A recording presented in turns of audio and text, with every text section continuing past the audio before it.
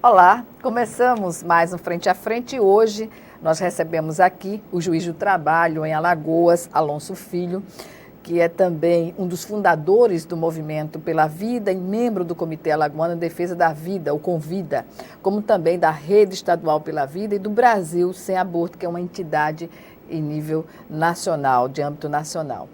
O juiz Alonso Filho participa das ações do Convida, né? E também desses outros movimentos, e é uma atitude que levou ele, inclusive, para a poesia e para a música, né?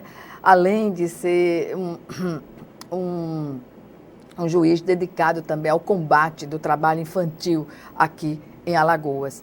Portanto, eu agradeço antecipadamente ao juiz Alonso Filho por ter aceitado o nosso convite e estar aqui para dar essa contribuição. Estamos no mês do Setembro Amarelo, não é?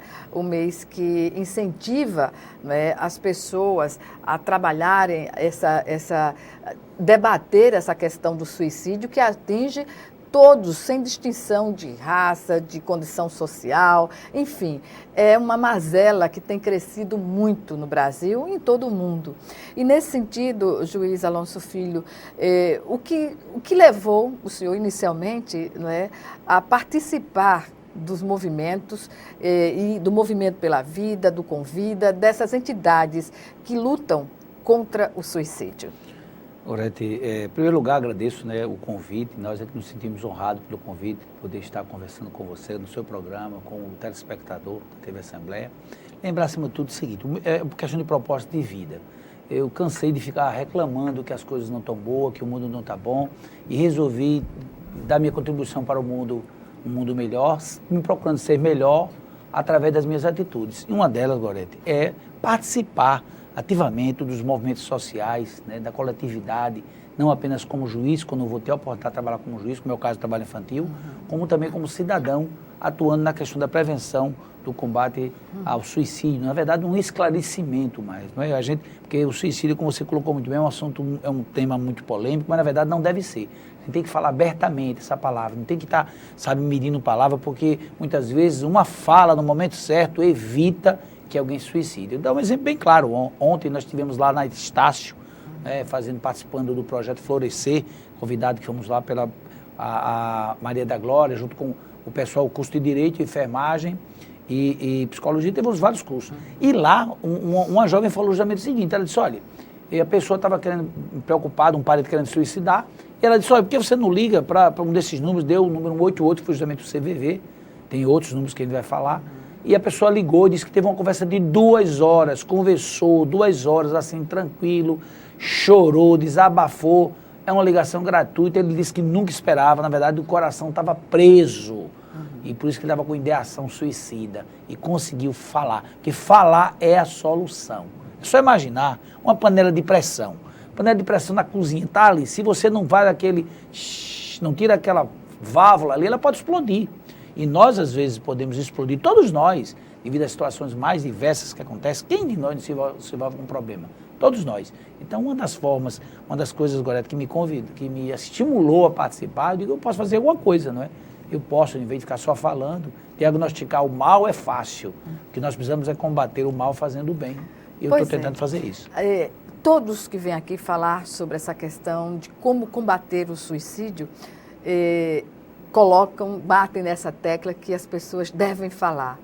Mas para as pessoas falarem, precisa haver pessoas também para ouvir. Não é muito isso? Bem, muito bem. E essa foi a tônica também da sua palestra que o senhor deu agora recentemente. Eu vi no portal da Justiça Federal que vocês foram ao encontro de algumas categorias, né?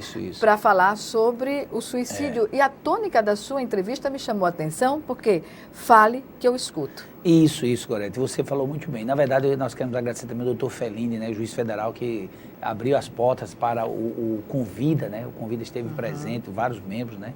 A Simone, a Cátia, a Dijane, né? Nós tivemos, o grupo teve participando lá, a Nice também, que inclusive participa do CVV. O grupo todo, o grupo é maior, mas eu não fez parte. E lá, uma das coisas que nós conversamos foi justamente sobre isso. Foi da necessidade, você tocou num ponto certo, da necessidade, para eu falar, alguém tem que ouvir. E eu lembro muito do Rubem Alves, do escritor, Sim. que costumava dizer assim, todo mundo quer fazer curso de oratória, mas ninguém quer fazer curso de escutatória. Nós precisamos aprender a escutar, mas escutar de verdade, porque se alguém fala para você algo, é preciso validar essa fala, é preciso ouvir o conteúdo, que eu concordo ou não concordo, eu preciso ouvir. E às vezes aquele desabafo é um desabafo, se você considera a pessoa, se você considera o que ela está falando, você pode evitar dificuldades maiores. A pessoa, inclusive, evitar uma ideação suicida. Ela está reclamando, por exemplo, porque perdeu o emprego. Ah, eu perdi o emprego. Calma, vamos batalhar, vamos atrás, distribuir o terreno, vestir as pessoas, se capacitar, fazer novo caminho, porque às vezes aquela função ali já não está dando mais. O mundo está vendo transformação. No mundo do trabalho há transformação também. Então é importante isso que você falou, eu achei muito interessante isso. Fala que eu te escuto, mas quem escuta? Eu posso escutar, qualquer um.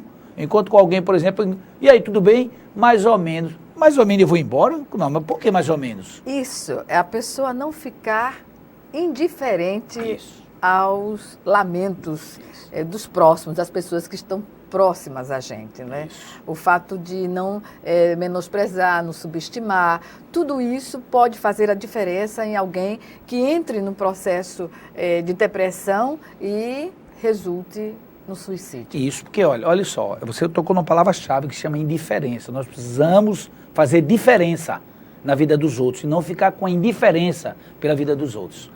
E é se interessar pelo outro, é ouvir o que o outro tem a falar. Eu tenho um caso interessante de uma pessoa que estava depressiva, muito depressiva, querendo, sabe, uma pessoa bem empregada, era gerente de um banco, empregada, né, tinha sua situação financeira, solteira, naquela oportunidade não tinha casado ainda, mas bem empregada, tinha um apartamento, tinha tudo, e depressiva. E conversando com o médico disse para ela, olha, eu posso lhe ajudar. Eu posso te ajudar. Ela disse, como é que você pode ajudar? É o seguinte, você não mora num prédio, Quem é o nome do porteiro, do zelador do seu prédio? Eu não sei o nome dele. Pode se informar o nome dele, o que é que ele faz? Você tem alguém que trabalha com você, tem uma assessora, como é o nome dela?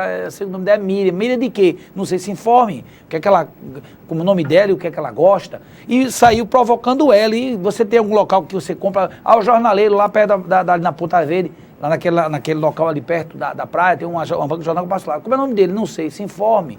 E Deus papai, olha, passa um mês se interessando por depois vem me dizer alguma coisa.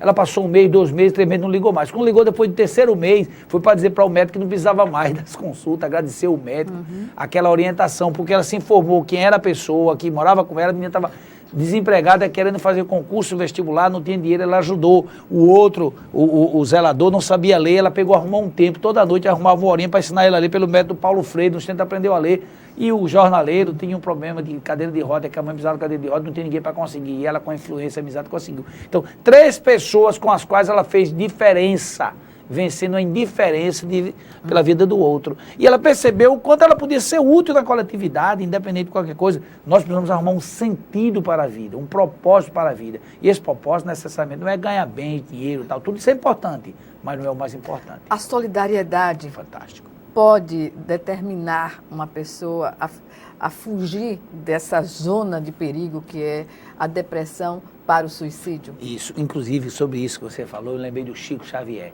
Chico Xavier dizia que costumava, quando ele estava sentindo aquela... Porque o Chico era muita dificuldade que ele tinha que vencer, inclusive dele mesmo, de saúde. Chico tinha vários problemas de saúde. Chico Xavier, o que ele fazia? Ele simplesmente ia visitar os hospitais, os abrigos, os asilos, as pessoas que estavam em situação pior, e tentar levar alguma ajuda, uma palavra, falar com as pessoas, ser solidário. É porque as pessoas, no quando geral... ele voltava, sabe, ele disse que voltava diferente, meu Deus, uma energia da gratidão. Porque na maioria das vezes as pessoas costumam achar que o seu problema é maior que todos. É a lei de aumento. E de todos, né? E sobre isso, eu tenho uma imagem que eu gosto de fazer, me permita. Quando a gente está com um problema, é mais ou menos assim. Você fica com assim, você só vê o mundo pelo problema. Para onde vai é o problema. Aí você diz, calma, olhe para aqui o que é que tem. Então, quem vai ouvir, quem vai falar, vai mostrar que aquela ótica não é só o problema, a vida é muito mais do que o problema é apenas uma situação. Às vezes a situação que pode demorar um pouco. E passageira, mas né? que toda situação é passageira. E outra coisa, olha, todo sofrer tem um tempo de encerrar. Todo sofrimento tem um tempo de parar. Qual é? Sofrer até aprender. Aprender como? A mudar a situação, a tentar resolver a situação. Por exemplo, eu estou com dificuldade de relacionamento. Eu vou tentar aprender técnicas de conversar com as pessoas. Porque muitas vezes a gente precisa dizer algo para alguém e não diz, fica com aquilo abafado. Tem uma técnica muito boa, Gorete, é o sanduíche positivo, sanduíche positivo. Imagina que aqui é o pão, aqui é a salsicha, aqui é o pão. O que você faz? Você não tem 3 partes? Elogio, crítica, elogio. Olha, Alonso, você podia chegar para a entrevista mais cedo, cara. Não, vai chegar assim e vou ficar chateado. Mas se você chega e diz assim, Alonso, que bom que você trouxe o violão, no final a gente toca. Mas se chegasse mais cedo era melhor. Mas foi bom que você trouxe o violão. Percebe? Começa com o elogio, faz a crítica necessária e volta para o elogio. A gente precisa às vezes falar, precisa, mas fala do jeito certo, no momento certo. E quando alguém falar para a gente, ouve. É opinião. Ter consciência, ser fiel a si mesmo. Valorizar Isso. a opinião. Valoriza. A opinião eu posso nem concordar com a opinião, mas tudo que custa nada ouvir. Toda crítica é bem-vinda. Toda crítica é bem-vinda, porque ela traz algo para eu examinar. Se ela tiver verdade, eu vou mudar. Se não tiver, eu vou perdoar. Vira a página e vou seguir adiante. Porque a vida é caminhar. A gente não pode ficar parado numa situação, achando, não, olha, no meu tempo, sim, no seu tempo, naquele tempo foi daquele jeito, agora não é mais. Já passou, né? Já passou, foi legal, vira a página. Se não virar a página, não lê o livro. Nós precisamos ler o livro. Pois é, e por falar em ler o livro, né, falar em letras, o senhor, a partir do momento que entrou no Movimento pela Vida, já despertou uma outra atividade que é da composição, né, da poesia, que se transformou em música. Como foi isso? Veja bem, eu fui convidado por uns amigos para participar do início do movimento Unidos pela Vida, né? É um movimento que congrega várias entidades, inclusive vários serviços gratuitos de fala, né? Como é o CVV, o Acolha, o Cavida, o próprio SESMAC, tem várias coisas. Daqui a pouco a gente pode até passar o número, se for o caso. E aí, eu fui para casa tão assim, sabe? Meu Deus, tanta coisa para falar. Veja, tem problema. Suicídio é um problema. Mas é um problema que precisa ser resolvido. Não só pelos órgãos públicos, como pela coletividade, sociedade civil organizada. E eu fui para casa pensando, como é que é tudo isso? Comecei a ler, porque o ideal é a gente saber, sabe? Tem uma cartilha interessante, né, lá do Paraná, que o pessoal fala o seguinte, é você saber agir para prevenir. Você tem que saber. E eu fui ler, pesquisar, e me inspirei.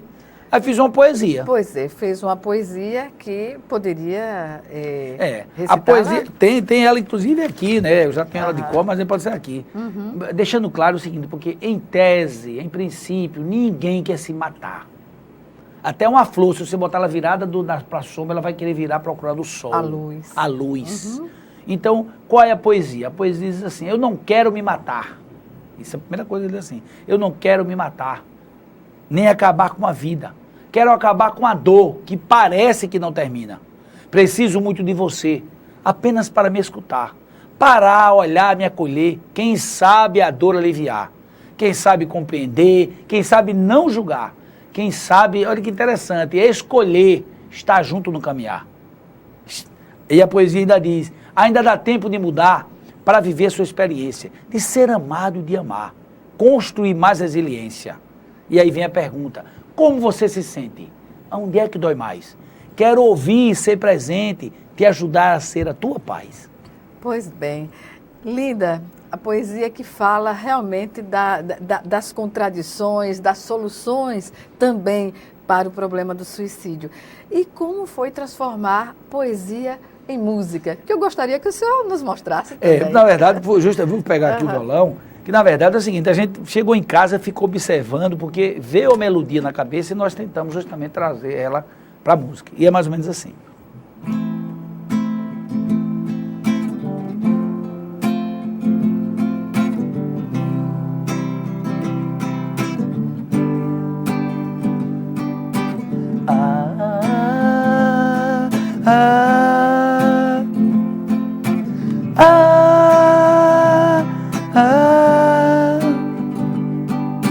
Eu não quero me matar, nem acabar com a vida. Quero acabar com a dor, que parece que não termina. Preciso muito de você, apenas para me escutar, parar, olhar e me acolher. Quem sabe a dor aliviar, quem sabe compreender, quem sabe não julgar, quem sabe escolher Está junto no caminhar.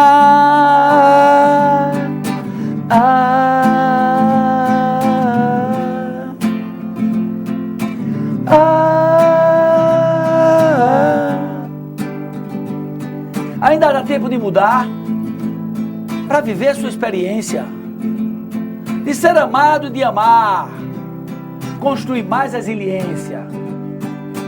Como você se sente? Onde é que dói mais? Quero ouvir, ser presente, te ajudar a ser a tua paz. Quem sabe compreender, quem sabe não julgar, quem sabe escolher, está junto no caminhar.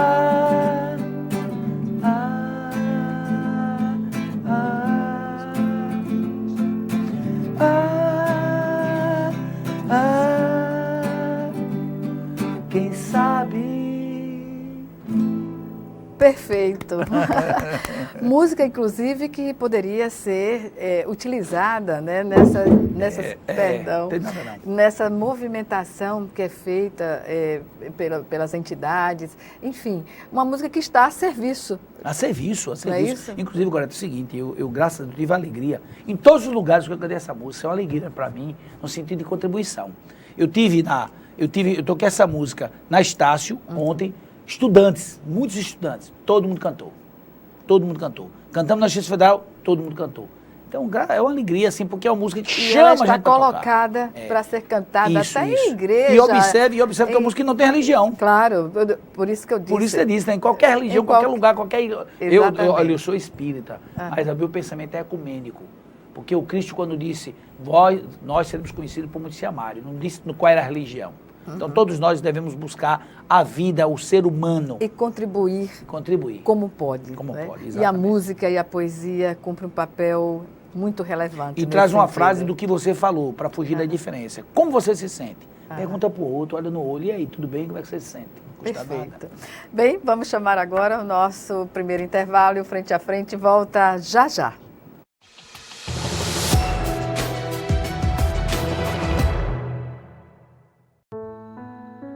Ter uma carreira na Espanha, para um garoto pobre como eu, só seria possível se fosse jogador de futebol. Eu nasci numa comunidade pobre, no subúrbio de Olinda. No começo, eu tinha vergonha de falar que meu pai vendia pipoca. Hoje, eu tenho orgulho disso. Ele esforçou o máximo para a gente estudar na escola por muito tempo. O que eu tenho hoje na Espanha foi porque eu entrei na escola de tempo integral. Foi lá que eu descobri que eu poderia realizar meus sonhos, que eu poderia fazer uma faculdade. Hoje eu tô lá na Espanha, né? Acabei a faculdade, sou engenheiro atualmente, foi consegui chegar. E hoje estou aqui de volta, depois de 10 anos, mais ou menos, e fazer uma surpresa para meus pais. Surpresa, né? Matar a saudade, agradecer tudo que eles fizeram por mim. O Ministério da Educação criou 500 mil novas vagas para as escolas em tempo integral de ensino médio em todo o país. Mais oportunidades para mais brasileiros. E a escola de tempo integral mudou minha vida. Mudou muito minha vida. Ministério da Educação. Governo Federal. Ordem e progresso.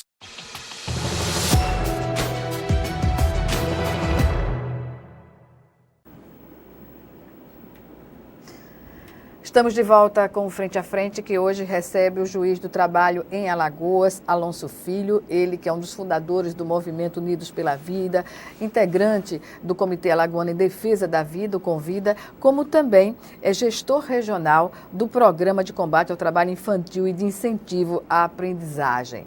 E é sobre esse assunto que a gente vai falar agora, claro, linkando com essa questão do suicídio, porque a gente sabe também que as estatísticas mostram que os jovens adolescentes estão naquela faixa etária onde há muitos registros de suicídios ultimamente. Portanto, doutor Alonso, o que dizer dessa questão das políticas públicas que atendam a criança e o adolescente aqui em Alagoas e no país como um todo? Vamos começando a fazer esse link que você trouxe muito bem. Olha só, está provado estatisticamente, a OMS divulgou, que a segunda causa, minha gente, a segunda causa de morte por suicídio é nessa faixa de 15 a 29.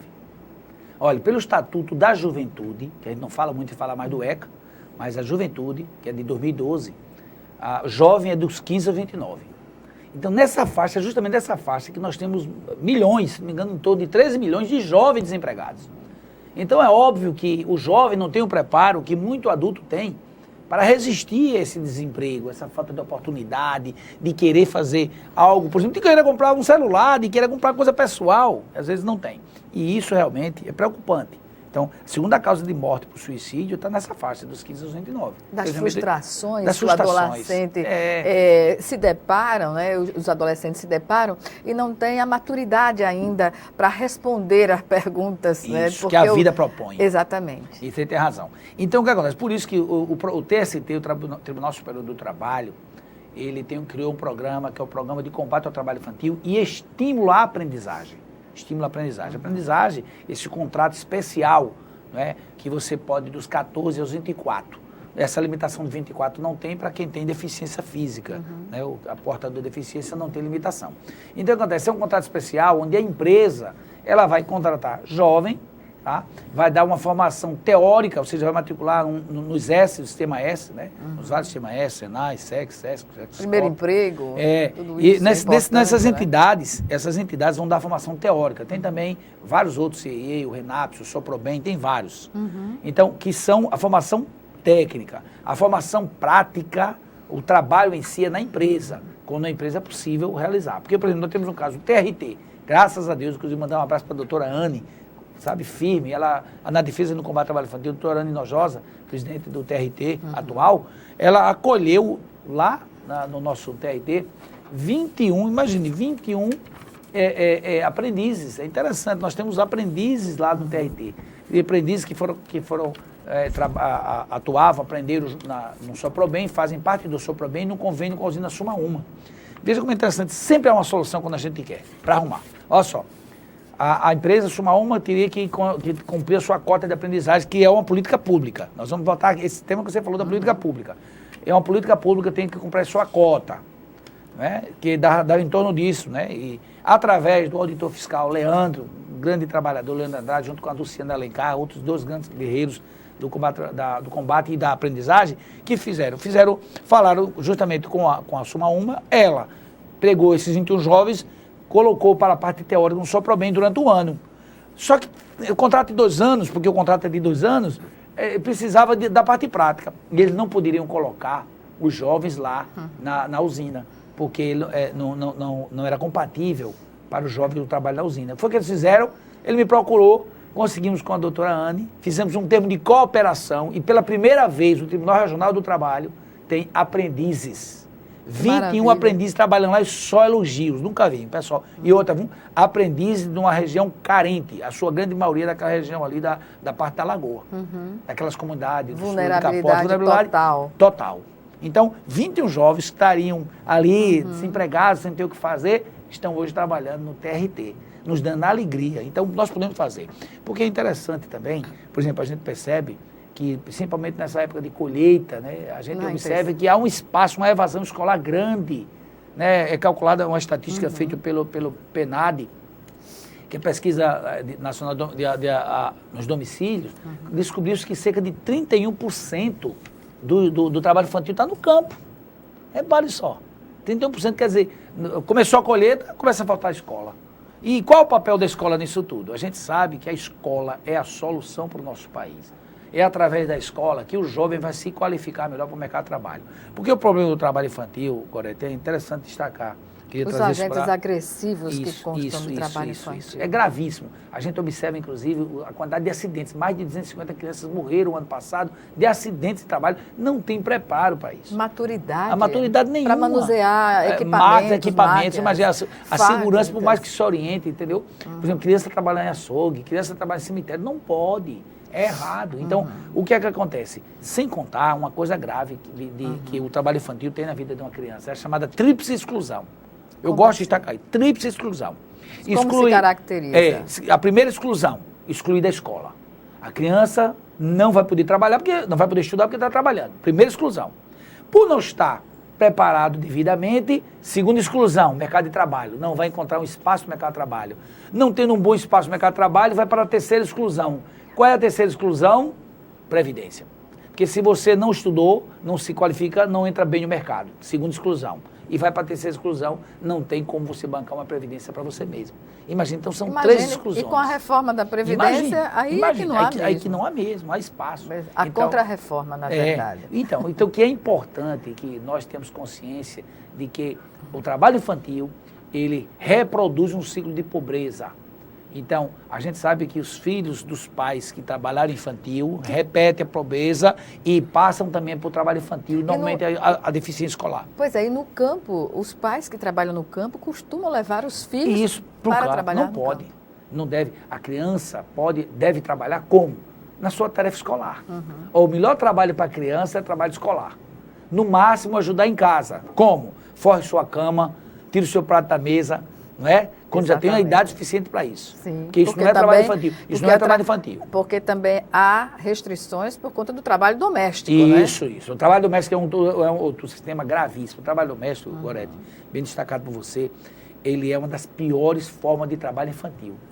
A OIT já botou na Convenção Internacional 182, mostrando que é uma das piores formas do trabalho infantil. Sabe o que é o grande agravante? Você não consegue ver. É um trabalho infantil invisível. Certamente. Porque existe o quê? O recurso da inviolabilidade do lar. Você não pode estar entrando na casa das pessoas para saber se tem trabalho infantil. As pessoas buscam crianças até no interior, aqui na cidade, para dizer que está trazendo a criança para ensinar, para estudar, e na verdade é para ser babá. Para ser babá. E passam muitas vezes a vida inteira à disposição das famílias. Isso. E há casos até de característica de cárcere privado, né? Exato. Que não tem contato com a família. Foi bom você tratar isso aí. Teve um caso agora que saiu até na televisão de uma pessoa que ficou cerca, mais ou menos esse tempo mesmo, de 20 a 30 anos numa casa, e a Justiça do Trabalho deu a resposta.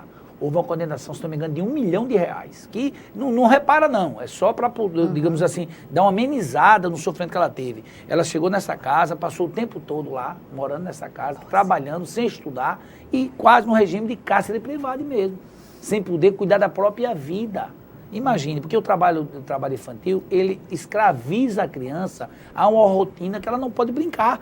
Infância é para sonhar, infância é para brincar, é para estar na escola, é para jogar bola. Mas voltando, que é uma situação mais grave do ponto de vista dos riscos, porque é um trabalho perigoso, o trabalho infantil no campo, na área rural, as empresas que forem autuadas utilizando mão de obra infantil, ou materiais que são, ou produtos que são vindos do campo, mas que se configura que passou pelas mãos de crianças, tem alguma penalidade, doutor? Olha só. Nós temos que tratar de uma forma bem rigorosa. O que é que acontece? A nossa Constituição Federal estabelece que a infância e a adolescência, além de ser prioridade absoluta, inclusive na formulação das políticas públicas, ela também deve ter proteção integral. E se isso não fizer, além de estar infringindo uma norma constitucional, está infringindo também o Estatuto da Criança e do Adolescente. Com isso, tanto pode ser autuado pelo Ministério, pelos auditores fiscais do trabalho, na atual Ministério da Economia, ligado à Secretaria do Trabalho, como também pode ter a atuação dos procuradores do trabalho, que é o Ministério Público do Trabalho, o pessoal costuma dizer PRT, na verdade é Procuradoria Regional do Trabalho, que representa o Ministério Público do Trabalho, que tem uma atuação fantástica. É importante também deixar claro isso, né? E denunciar, não é? O cidadão que observe uma irregularidade como essa, pode ligar para o 0800 644 3444. E tem um outro também, se você quiser, que é o Disque 100. O Disque 100, que é mais fácil mais ainda. Fácil. Todos eles, tanto esse que ela citou agora, quanto o Disque 100, de forma anônima. Percebeu situações de cárcere privado, de forma de trabalho infantil, que não tem nada de estar ajudando, na verdade está usando como babá, você não pode invadir o lado da pessoa, mas você pode denunciar. Porque mediante uma denúncia, o Ministério Público do Trabalho pode, se achar conveniente, abrir um inquérito civil e investigar. E investigando, pode chamar a pessoa para um termo de conduta, para ajustar a conduta, e se não ajustar, aplicar inclusive penalidade. E até entrar com uma ação na Justiça do Trabalho, para que a Justiça do Trabalho apure e até, for o caso, indenização por dano moral, como é esse caso que nós citamos dessa jovem que estava esse tempo todo na casa, na verdade, não estava ali sendo cuidada, não. Estava cuidando das pessoas e sem poder cuidar da própria vida. Sem maturidade para isso, né? E a configuração de um cárcere privado, porque muitas vezes a família nem sabe o que a que aí já daria entraria, inclusive, na esfera penal. Exatamente. Que não é o caso da Justiça do Trabalho para tratar dessa questão, apesar de... Mas pode denunciar. Mas pode denunciar, e a Justiça do Trabalho, dependendo do juiz, porque depende da visão, ele poderá, inclusive, encaminhar para o processo crime também, porque cárcere privado é processo crime. Exatamente. Bem, vamos chamar agora o nosso segundo e último intervalo. E já estaremos de volta.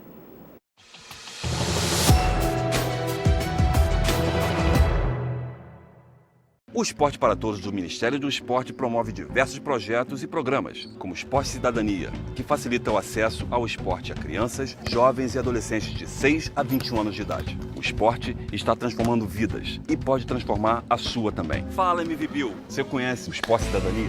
Ainda não. Esse é um projeto que está trazendo a criançada para próximo do esporte, deixando eles longe dos problemas.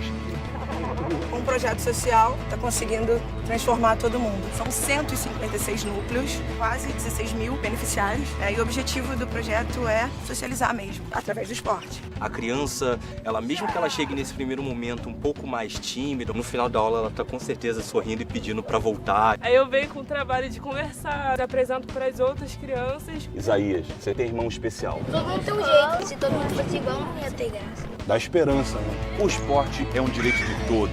Conheça esse e outros projetos do Ministério do Esporte no site Esporte para Todos.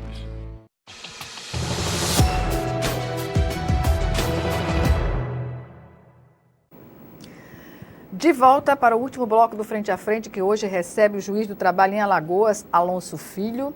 Ele, que é um dos fundadores do movimento Unidos pela Vida, integra o Comitê Alagoano em Defesa da Vida, o Convida, e nos fala sobre essa relação também, não é, que é perigosa, que coloca adolescentes numa idade onde não há maturidade para entender as dificuldades da vida e muitas vezes fazem a opção pelo suicídio. E o trabalho, a inserção dessas crianças e adolescentes no trabalho, considerado trabalho infantil, pode configurar uma situação como essa. Eu pergunto, doutor Alonso, o trabalho nas ruas, como mensurar e como denunciar?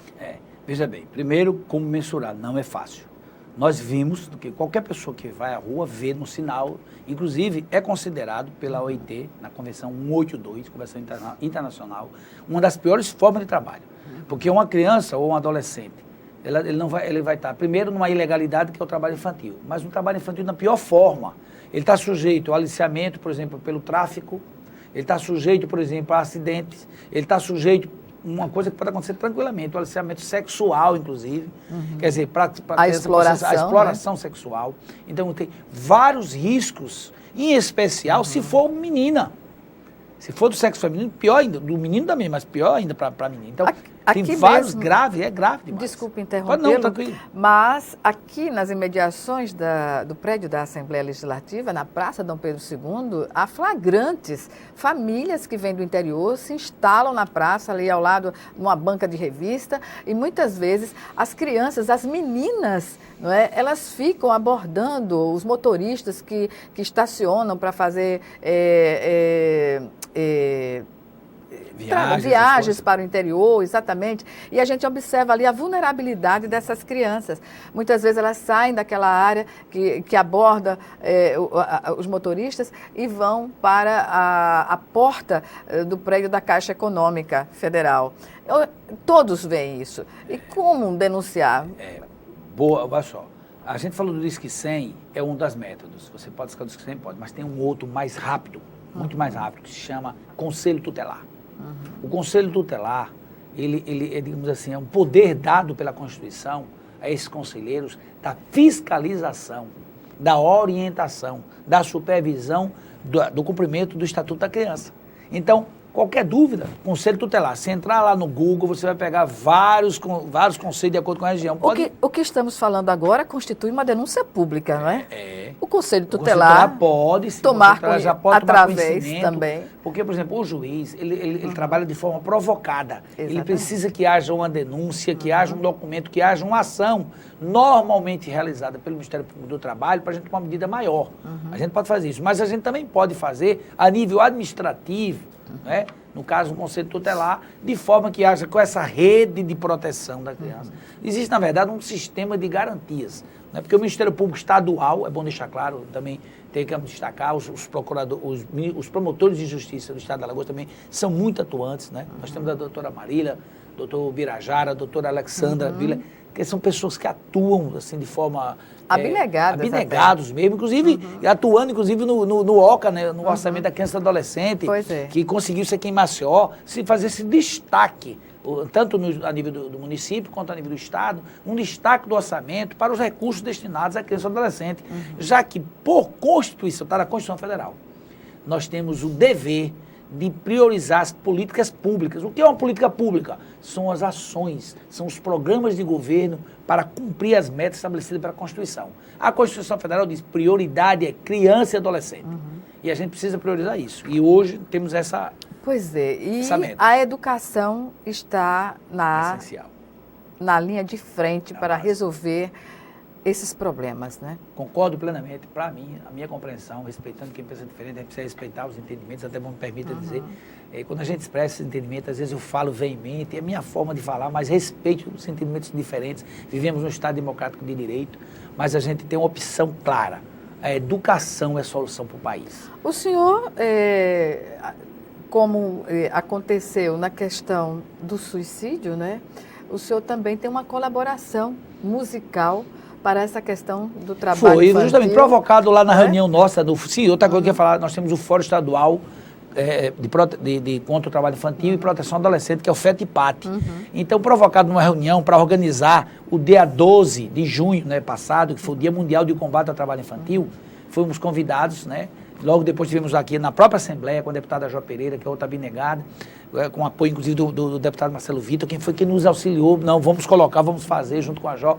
E nós fizemos então a audiência pública aqui contra o trabalho infantil. Mas nessa reunião, alguém me provocou, mas não tem nenhuma música do trabalho infantil. Eu digo, vamos pedir a Deus que se vier, veio e terminou vindo, graças a Deus. Pode dar uma palhinha? Pode, vamos tocar aqui. A música é uma música simples, mas que a gente busca destacar essa conscientização.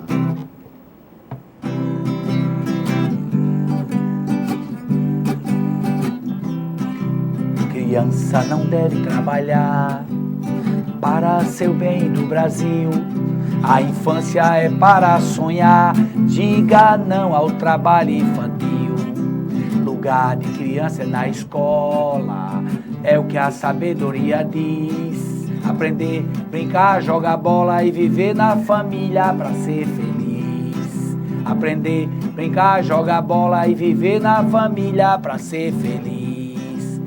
Vamos dizer não ao trabalho infantil. Aprendizagem como opção, educação é solução para o Brasil.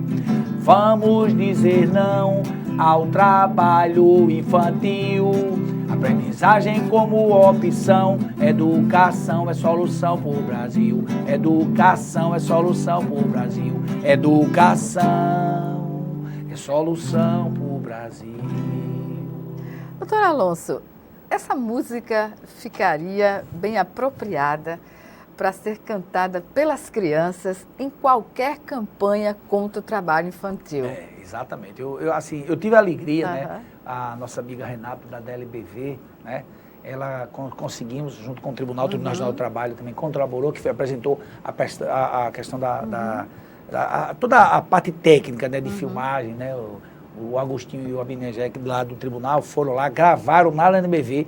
Nós temos esse vídeo, podemos inclusive mandar para você depois, para você ver como é que você faz para mostrar aí. Claro. Ficou muito bom mesmo, ficou muito bem gravado. As crianças gravando. Eu fiquei do lado ali só fazendo acompanhamento e cantando bem de leve, porque as crianças têm uma voz tão bonita que eu digo, vou guardar a minha para... Pois é, e a consciência, né, que na verdade, muito do que se escreve, do que se canta, né, pode ser aproveitado também para a consciência das próprias crianças. Elas não têm o domínio sobre as vontades, porque são dependentes dos pais, mas, de qualquer maneira, pode sim colocar o entendimento sobre a questão, não é? Concordo plenamente. Inclusive, eu queria fazer um destaque especial aqui ao Maurício de Souza, esse grande baluarte da cultura brasileira, que dedicou uma revista da Turma da Mônica contra o trabalho infantil.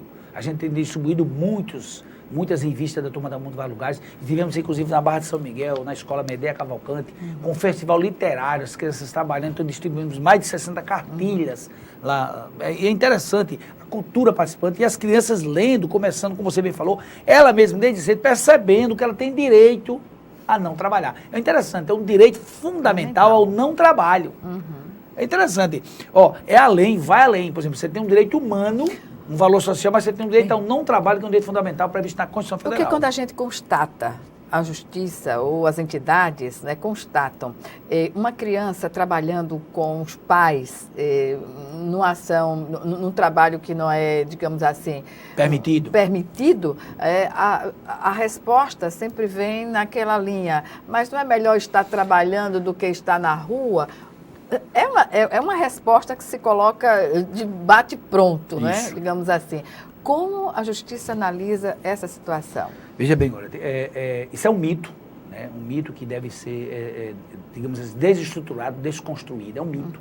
Criança não precisa estar trabalhando para não estar na rua. Criança não precisa estar trabalhando para não ser criminoso.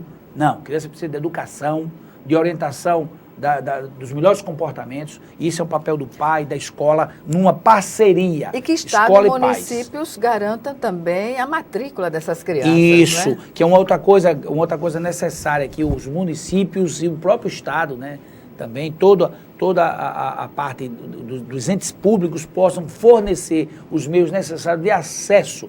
Porque, inclusive, é o seguinte, a educação básica, que vai pelo menos até os 17 anos, ela é gratuita e é obrigação, não é favor, não. Isso é política pública. Então, fornecer transporte com segurança, transporte bom para a criança, fornecer merenda, fornecer salas de aula, não é favor de ninguém. Isso é um dever constitucional que todo gestor público deve fazer. Tá certo? E nós também agora não posso também deixar de destacar que o governo do Estado de Alagoas também tem dado a sua participação através da Secretaria de Assistência Social. O secretário João Lessa também é um grande colaborador, junto com a Marluce, com aquela turma toda lá da Secretaria de Assistência Social, tem feito grandes trabalhos, inclusive, de esclarecimento, de visita aos municípios, para que as pessoas se conscientizem que o trabalho infantil é ilegal e até poderia dizer que é imoral diante da Constituição Federal. Pois bem, dentre as modalidades de trabalho que habitam a criança e o adolescente, há uma classificação de trabalho infantil perigoso. O que classifica? Que situações? Olha, poderíamos dizer que são várias situações, né? Você tem o perigo não só da incolumidade, da física, do corpo físico. Então, por exemplo, você vai trabalhar num açougue, pode trabalhar com faca, não pode. Você pode colocar trabalho também subterrâneo, alturas perigosas, mina, trabalhar com explosivo, principalmente na época de junina, a gente tem uma dificuldade muito grande porque tem que fiscalizar esses locais. Você também tem um trabalho perigoso que pode atingir, digamos assim, a formação moral. Insalubre, né? Tem um insalubre, que tem vários casos. Vamos dar um exemplo, um trabalho no cemitério, um trabalho insalubre. Não é um local para quem está trabalhando, não é? Mas, acima de tudo, também tem um trabalho que nós podemos considerar perigoso para a formação, para o desenvolvimento moral da criança, que são trabalhos, por exemplo, ligados a locais onde tem bares, locais onde tem, por exemplo, prostíbulos, a gente pode chamar de prostituição, porque ele está influenciando na formação, no desenvolvimento moral da criança. Eu lamento informar que a nossa entrevista chegou ao final. Algumas considerações, doutor Alonso? Olha, em primeiro lugar, eu quero agradecer a Deus a sagrada oportunidade de existir, de estar aqui, a Jesus que ilumina a minha vida, todos os amigos, e a você, especialmente aqui, Gorete, né, todos que fazem parte da equipe aqui da TV Assembleia. Isso é uma prestação de serviço público. A imprensa é fundamental. Eu acho que o esclarecimento, a informação transforma a vida. Quando eu digo, por exemplo, diz que para um determinado local, para evitar o suicídio, eu estou fazendo o quê? Eu estou auxiliando as pessoas a viverem uma vida mais tranquila. E eu preciso, quer queira, quer não dá para ver os números agora, eu queria citar algum número, mas pelo menos um número eu quero citar para você. Como vai você? CVV 188. Está com dúvida de como fazer? Ligue para o CVV 188. Pelo menos tem mais. Tem o Cavida, tem o Acolha-me, né? Mas aí a gente dá, depois dos números, a gente coloca aí, vocês vejam como faz. Muito obrigado, Deus abençoe. Obrigada. Obrigada a você também que nos assistiu e até o nosso próximo encontro aqui, frente a frente.